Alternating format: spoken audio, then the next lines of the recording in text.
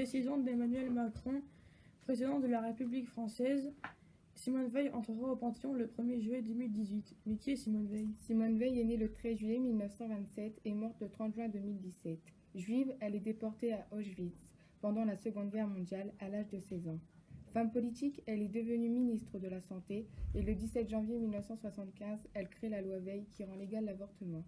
Cette loi a provoqué des débats à l'Assemblée nationale et dans l'opinion publique, des attaques et des réactions hostiles. Aujourd'hui encore, des associations anti-avortement manifestent contre ce droit.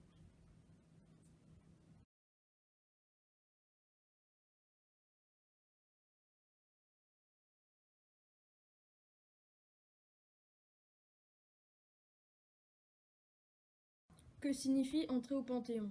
Qu'est-ce que le Panthéon? Le Panthéon, situé sur la place du Panthéon et construit au XVIIIe siècle, est un monument français dédié aux grands hommes et femmes qui ont servi la France. Sont inhumés au Panthéon des écrivains comme Émile Zola ou Victor Hugo et des grandes figures politiques et des résistants qui ont marqué l'histoire, citons Jean Jaurès ou Jean Moulin.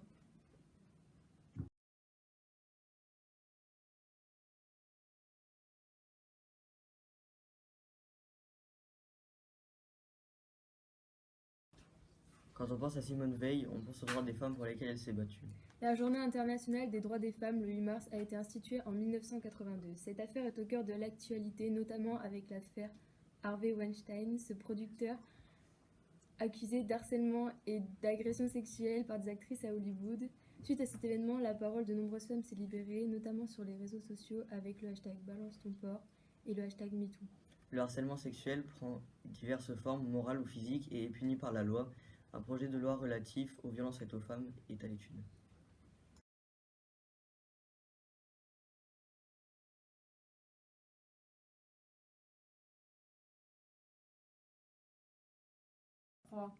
Depuis près de 6 ans maintenant, la Syrie est en guerre. Nous allons tenter d'expliquer aujourd'hui les raisons et les acteurs qui font que cette guerre persiste. Le régime en place en Syrie est une dictature héréditaire. Le chef actuel est Bachar al-Assad depuis 2000. C'est un système très autoritaire où tous les opposants sont enfermés ou tués. Bachar et sa famille sont chiites tandis que la plupart des musulmans du pays sont sunnites, une autre branche de l'islam. Les principaux acteurs de cette guerre sont les minorités kurdes, l'État islamique et les opposants qui sont des rebelles civils contre Bachar al-Assad.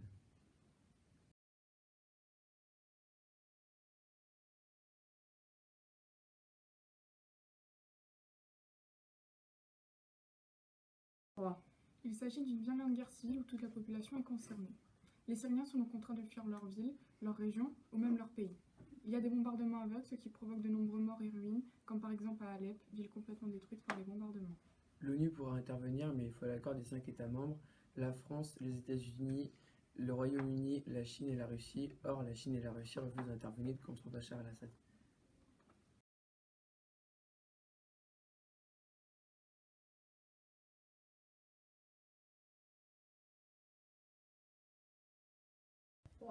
Dernièrement, ce vendredi 13 avril 2018, il y a eu un bombardement contre l'État syrien, initié par la France, les États-Unis, le Royaume-Uni, car Bachar al-Assad a organisé des attaques chimiques contre les rebelles syriens, causant ainsi de nombreux morts. Le chef d'État russe, de son côté, dénonce auprès de l'ONU cette intervention. Quant à Donald Trump, il doit annoncer sa décision concernant l'accord sur le nucléaire iranien. En cas de retrait de Washington, la puissance chiite pourrait s'en prendre aux États-Unis.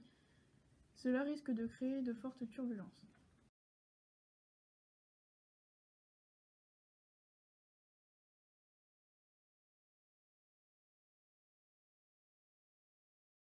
La Corée du Nord dans les relations internationales. La Corée du Nord est dirigée par Kim Jong-un. Le régime est dictatorial. Les habitants de la Corée du Nord ont peu de droits. Ils n'ont aucune liberté religieuse. Il leur est impossible de quitter le pays pour voyager et surtout interdit d'avoir une opinion différente de celle du régime. Les relations de la Corée du Nord avec les autres pays, et en particulier les États-Unis, sont compliquées. En effet, Donald Trump, le président des États-Unis, est très critique vis-à-vis du régime politique de la Corée du Nord et de son dirigeant Kim Jong-un. Donc il dit qu'il a un comportement illégal, menaçant et provocateur. Les deux dirigeants s'insultent à coups de tweets. La Corée du Nord utilise dans ce conflit la menace nucléaire.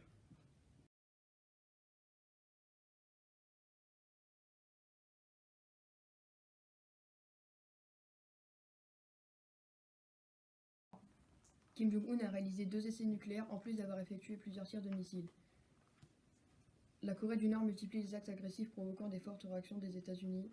Le dirigeant nord-coréen va faire payer cher au président américain Donald Trump ses menaces faites devant l'ONU de détruire complètement son pays. La Corée du Nord a fait savoir qu'une bombe pourrait être testée et menace les bombardiers américains s'approchant trop près de ses côtes. De son côté, Trump a imposé de nouvelles sanctions contre cet État et a tenu à rassurer son peuple qu'aucun missile n'atteindrait les États-Unis. La communauté internationale se divise.